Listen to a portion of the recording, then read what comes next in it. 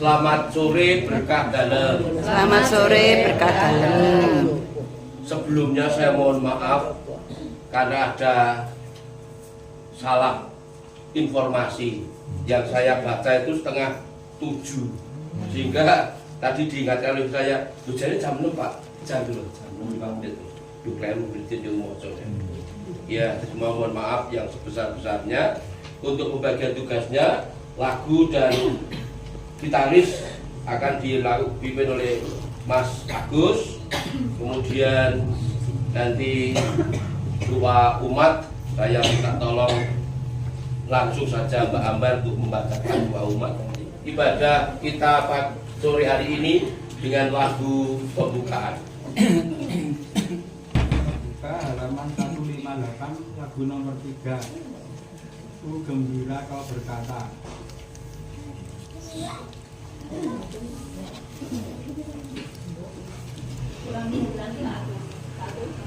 Halaman 158. Lagu nomor 3, ku gembira kau berkata.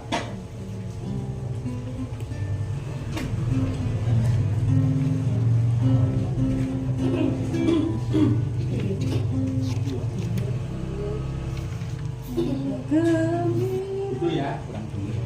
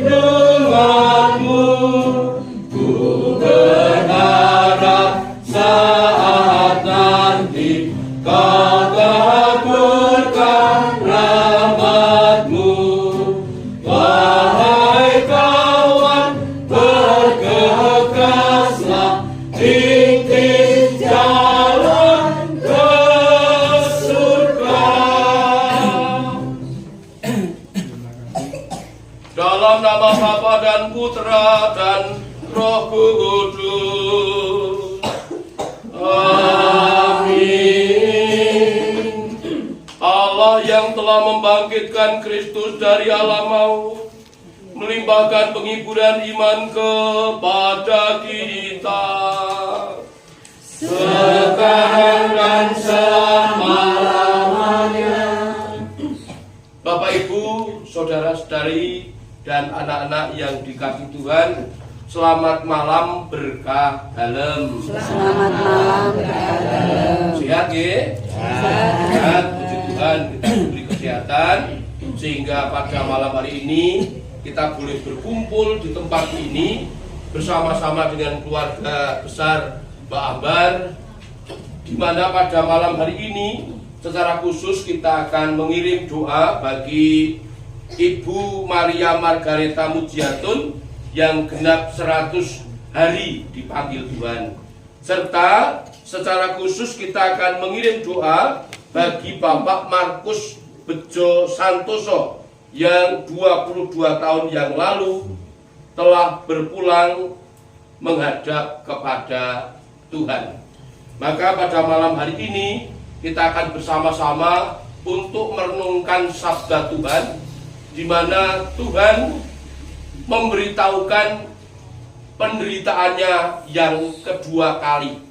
Tetapi sudah 2 kali diberitakan, para muridnya ternyata masih juga belum dong, tidak tahu apa yang Yesus katakan. Mudah-mudahan perjumpaan kita malam hari ini, kita menjadi bagian yang baik dari murid-murid Yesus. Ketika kita membaca sabda, kita diingatkan, kita diberi kemampuan untuk menangkap apa yang Yesus inginkan kepada kita, sehingga kita tidak hanya mendengar sabda, tetapi juga melakukannya, mengaplikasikannya di dalam kehidupan kita sehari-hari, sehingga hidup kita sungguh-sungguh dekat dengan Tuhan, dan rahmat Tuhan senantiasa akan mengalir pada kita. Allah mengasihi setiap umatnya, apapun keadaan hidupnya, satu persatu, masing-masing diri umatnya tidak akan dibiarkan hilang atau berpisah darinya. Tuhan Yesus mewahyukan kebaikan dan belas kasih Allah itu melalui perumpamaan-perumpamaan seorang gembala yang mempunyai 100 ekor domba. Gembala itu rela mencari satu domba yang hilang, karena satu domba pun sangatlah berharga. Kita percaya bahwa Tuhan penuh dengan belas kasih dan kerahiman kepada saudara kita, Ibu Maria Margareta Mujiatun dan Bapak Markus Bejo Santoso. Tuhan menganugerahkan belas kasih dan pengampunan, sehingga mereka tidak pernah berpisah dari Tuhan, dan semoga keluarga yang ditinggalkannya dan kita semua yang hadir dan bersekutu di tempat ini senantiasa dianugerahi kedamaian dan kerukunan. Untuk itu, marilah kita bersama-sama menyiapkan hati, menyiapkan diri kita agar kita layak dan pantas untuk mendengarkan sabda-sabda Tuhan. Marilah kita hening sejenak.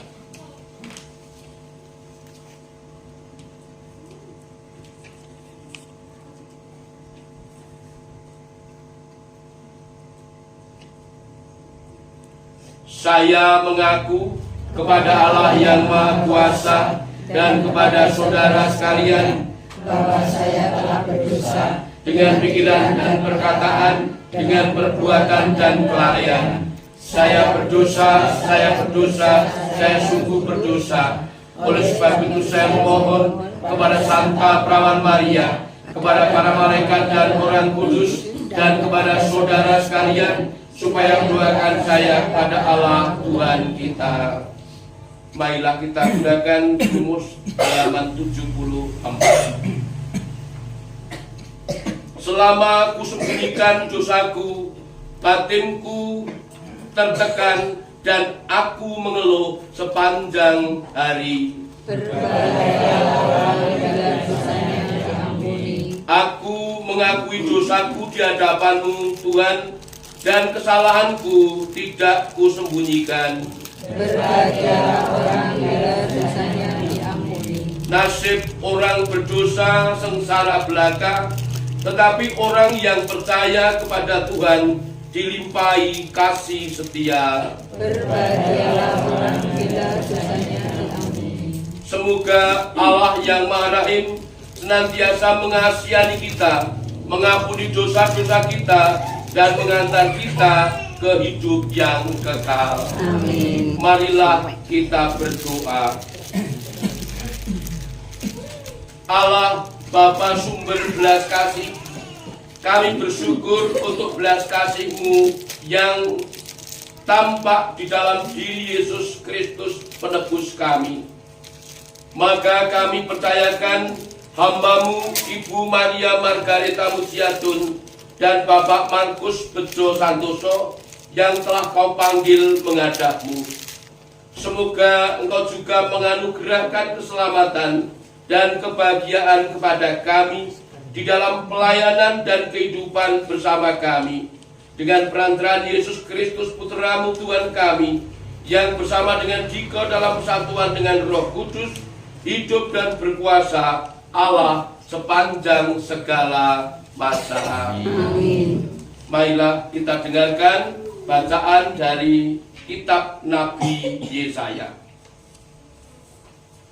Beginilah firman Tuhan. Pada waktu aku berkenan, aku akan menjawab engkau. Dan pada hari aku menyelamatkan, Aku akan datang menolong engkau. Aku telah membentuk dan memberi engkau menjadi perjanjian bagi umat manusia untuk membangunkan bumi kembali dan untuk membagi-bagikan tanah pusaka yang sudah sunyi sepi. Sion berkata, Tuhan telah meninggalkan aku dan Tuhanku telah melupakan aku. Dapatkah seorang perempuan melupakan bayinya sehingga ia tidak menyayangi anak dari kandungannya? Sekalipun dia melupakannya, aku tidak akan melupakan engkau. Lihat, aku telah melukiskan engkau di telapak tanganku. Tembok-tembokmu tetap di ruang mataku. Demikianlah sabda Tuhan. Syukur pada Allah. Semoga Tuhan beserta kita sekarang dan selama-lamanya. Inilah Injil Yesus Kristus menurut Santo Markus. Dimuliakanlah Tuhan.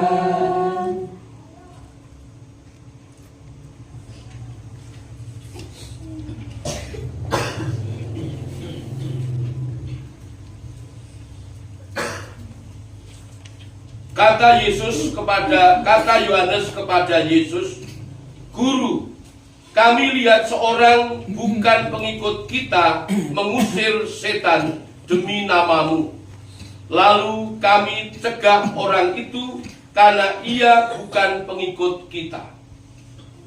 Tetapi kata Yesus, jangan kamu cegah dia, sebab tidak seorang pun yang telah mengadakan mukjizat demi namaku dapat seketika itu juga mengumpat aku. Barang siapa tidak melawan kita, ia ada di pihak kita.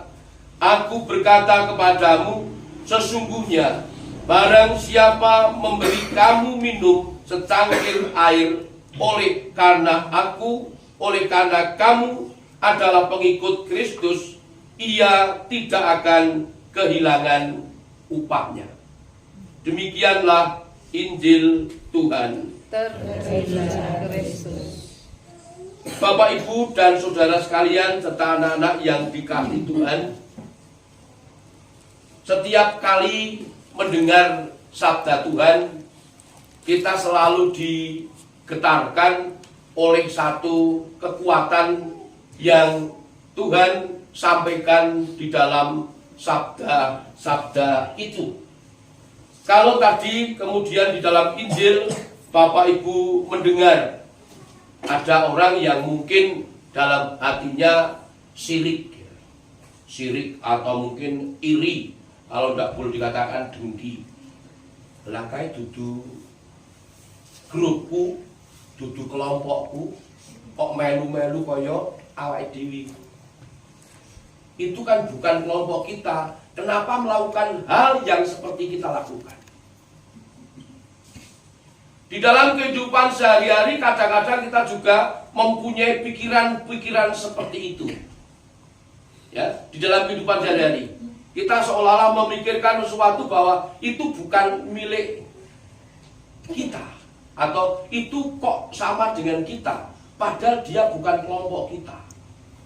Jadi seolah-olah kalau ada orang yang melakukan perbuatan baik di luar kelompok kita, itu bagi kita bukan apa-apanya. Padahal Yesus tadi kemudian mengatakan, jangan kamu cegah dia. Jangan kamu cegah dia. Sebab tidak seorang pun yang telah mengadakan mukjizat demi namaku dapat seketika itu juga mengumpat. Persis sama dengan ketika ada sabda padang ilalang yang tumbuh di tengah-tengah padang gandum. Murid-muridnya mengatakan, udah kita babat saja ilalangnya supaya gandum kita bisa bertumbuh, berbuah, ranum nanti. Tapi apa yang dikatakan Yesus? Biarkan ilalang itu tetap tumbuh bersama dengan gandum. Karena nanti pada akhirnya akan dipisahkan mana ilalang dan mana gandum. Ilalang akan diikat dan kemudian dibakar, gandum akan diikat dan dimasukkan ke dalam lumbung. Artinya apa? Artinya bahwa di dalam kehidupan kita sehari-hari yang kita lakukan ini, tidak mungkin terjadi bahwa perbuatan itu selalu baik, perbuatan itu selalu top, perbuatan itu selalu sempurna. Tidak mungkin.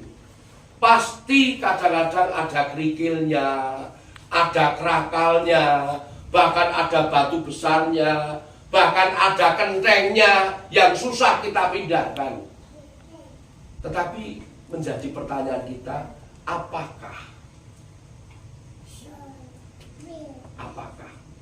kita akan membiarkan untuk yang ada penghalang-penghalang itu di hadapan kita? Apa kita tidak pernah berusaha bagaimana kita menyelesaikannya? Mungkin Bapak Ibu pernah mendengar satu cerita ini. Ada seorang kakek yang tinggal bersama dengan cucunya. Kakek itu sudah umur sekitar 68 tahun. Tetapi 68 tahun dia hidup, dia belum pernah melihat terbitnya matahari jam berapa, kapan, itu belum pernah melihat. Karena apa? Karena rumahnya ada di balik bukit. Tahu-tahu mataharinya sudah di atas. Lalu suatu ketika dia berdiskusi dengan cucunya. Nah, yang itu sudah 68 tahun hidup, tetapi sampai hari ini belum pernah melihat jam berapa atau kapan matahari itu terbit. Baiklah, kita akan gempur saja bukit itu supaya kita bisa menyaksikan cahaya matahari di pagi hari.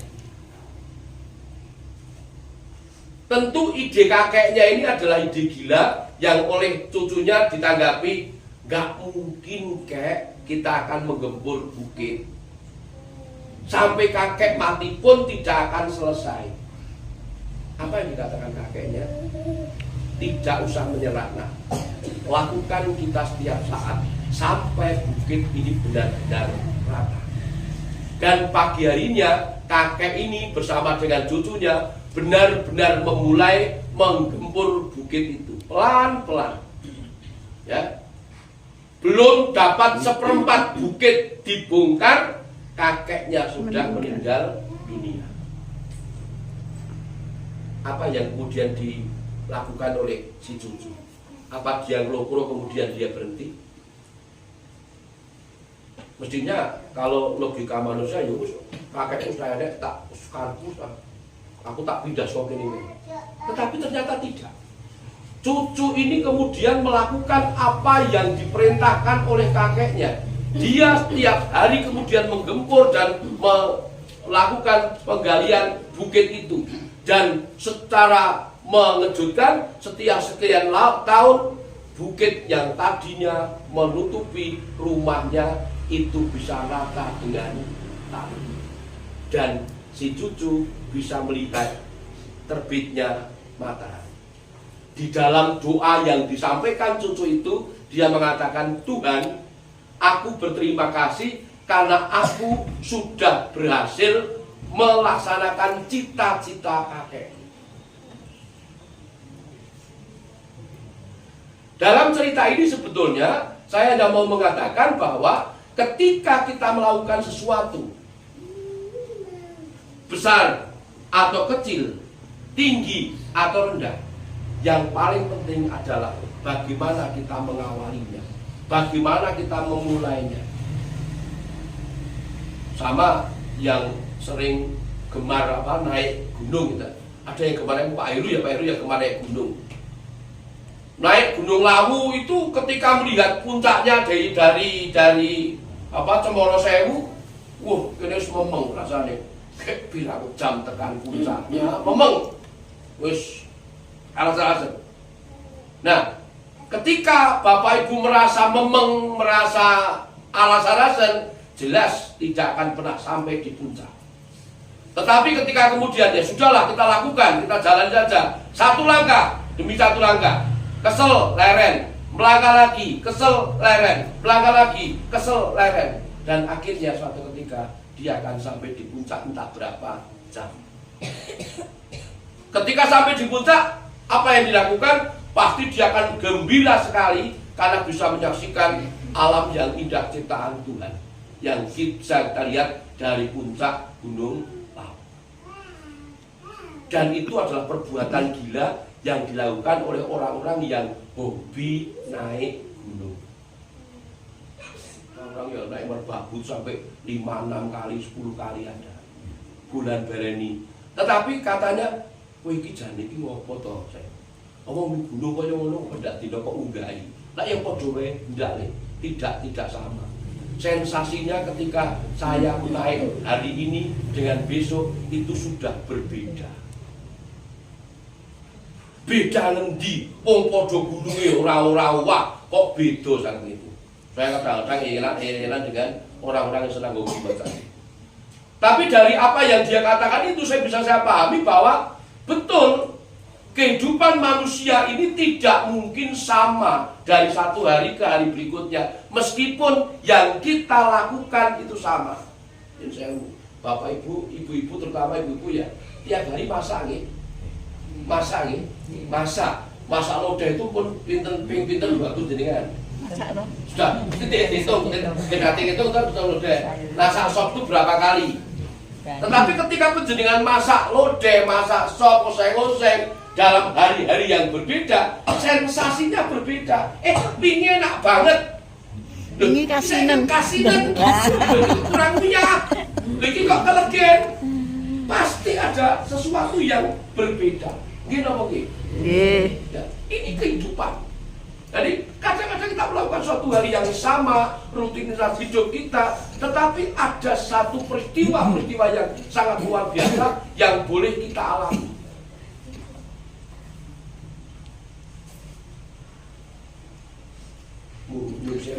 Kadang-kadang kita tidak merenungkannya. Kalau setelah memasak kemudian dengan refleksi, ya tak dimasak. Ini dinding kubis, tak campur terong, kok enak. Ya. Inti saya itu kadang-kadang aneh. Angger di bahan, ono timun di jangan, ono pelem di jangan. Ya. Saya itu kadang-kadang kowe iki koyo aneh-aneh kok kok pelem di jangan. Dicampur gereh dikasih di jangan pakai gereh gitu. Ya Allah, terus kayak kepiye ya kan. Kok kurang bahan. Tapi dia mengatakan, ini sensasi Pak. Timun itu jangan ternyata enak juga. Ya, timun di sayur juga enak juga. Mangga itu ternyata mangga yang muda itu sayur ternyata juga enak juga. Ada gurih-gurihnya, ada kecutnya, ada rasanya pokoknya jadi nano-nano. Ya, ada sensasi tertentu. Yang di tempat ini pernah ada yang nyayur bonggol pisang. Ada. 2 hari pernah lagi. Ya, kalau jantung saya tidak tanya, jantung pisang pasti banyak yang melakukan. Tapi kalau bonggol pisang mungkin jarang orang yang masak bonggol pisang. Orang yang tidak tahu bagaimana mau memasak bonggol pisang, yo kayak sepi.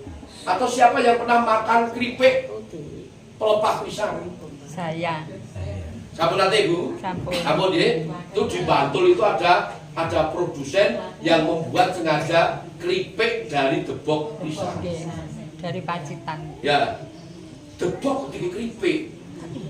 Kita kan tidak sadar bahwa yang namanya debok itu kalau di sini hanya menjadi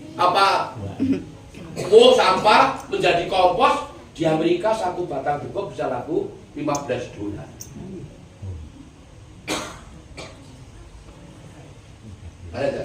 Kenapa kita ada ekspor debok ke Amerika? Ya, kan? Ya, siapa yang jadi eksportir? Brida mau jadi eksportir debok ke Amerika? Ya. Ini kadang-kadang kehidupan kita yang seharian kita lakukan Kalau kemudian kita tidak renungkan, kita tidak refleksikan, lalu akhirnya hanya menjadi hal-hal yang biasa saja.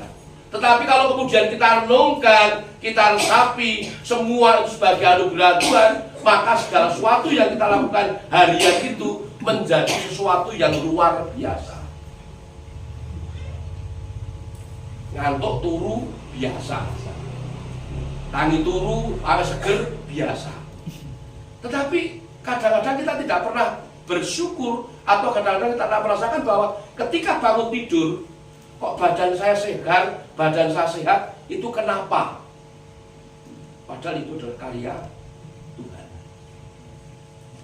Kok awake iso ngantuk? Lah coba nyun sewu, nek ana sing iso ngantuk. Ada loh, ada yang bisa ngantuk ya. Suatu sampai jam 3, jam 2 pasti belum ngantuk juga. Pasti meneleng, mripate meneleng, ngantuk dia rasa ngantuk-ngantuk. Ya. Ada. Kita bersyukur kita diberi ngantuk. Maka kalau saya tuh linggo dikit terus layar dikit terus ngantuk gini, balik saya di sini, saya tidak ngomong, saya begini terus tidur, kita syukuri. Mungkin pun Bapak Ibu, loh Pak, mimpi dibaca kalau malah sare, oh tak syukuri saja. Ini anugerah, itu anugerah Tuhan.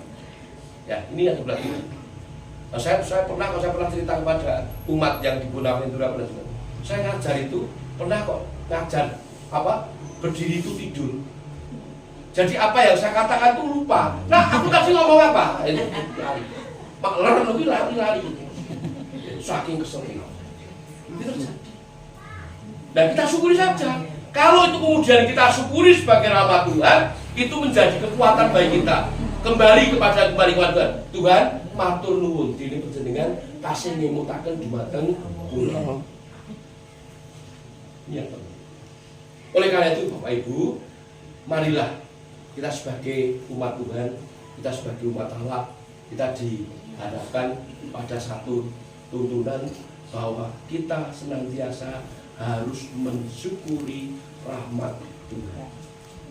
Setiap jengkal perjalanan kita renungkan, kita refleksikan, ojo biasa. Jadi nek guru biasa, maka itu masak, terus dipangan, terus ngantuk, adus dan sebagainya. Itu hanya biasa, tidak pernah direfleksikan. Ya akhirnya kita tidak pernah merasakan bahwa semua itu adalah kasih Tuhan. Ya, semua itu adalah kasih Tuhan. Semua itu adalah anugerah Tuhan yang diberikan kepada kita. Kalau kita mau refleksi, tapi kalau tidak ya akhirnya hal itu ya biasa toh. Nek mau keseleret, kemudian sumuk adus biasa. Tapi itu sebetulnya kalau kita refleksikan bahwa itu anugerah Tuhan yang diberikan kepada manusia setiap hari, setiap saat. Kita masih bisa merasakan, kita bisa melihat, kita bisa menghirup udara segar, kita bisa menyaksikan matahari setiap saat. Coba dengan teng Eropa miko, terus ini setengah tahun bisa, ya setengah tahun minggu tahunnya sering ini terakhir tak terakhir tahu bahwa nanti jam puluhan setengah tahun tidak bisa melihat matahari karena memang tidak tampak karena terhalang oleh bumi. Tapi cahaya terangnya kelihatan. Puji Tuhan Indonesia di negara kita ada pagi sampai sore kita bisa melihat matahari turah-turah sana. Ya. Oleh karena itu Bapak Ibu, dalam permenungan kita malam hari ini kita diajak oleh Tuhan bagaimana kita mensyukuri rahmat Tuhan yang begitu amat sangat besar. Dan kita perlu juga senantiasa bertanya, Tuhan, apakah yang saya lakukan ini sudah sesuai dengan kehendak-Mu atau tidak? Cara kan kita bertanya, bahwa Tuhan yang saya lakukan sesuai dengan kehendak-Mu atau belum? Jangan Tuhan.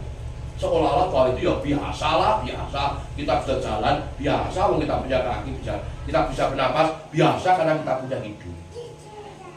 Ya. Oleh karena itu Bapak Ibu, mari kita lanjutkan ibadat permenungan ini sebagai anugerah Tuhan yang diberikan kepada kita. Hendaklah kita selalu bersyukuri apa yang Tuhan berikan kepada kita. Kemudian kepada Bapa dan Putra dan Roh Kudus seperti pada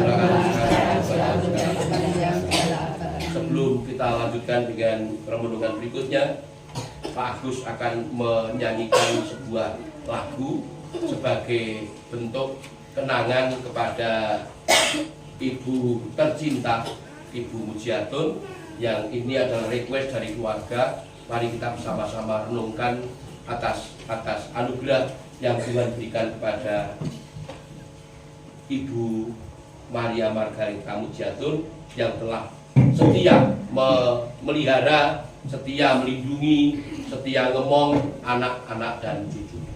Monggo Pak Agus, silakan. Ini saya akan menyanyikan sebuah lagu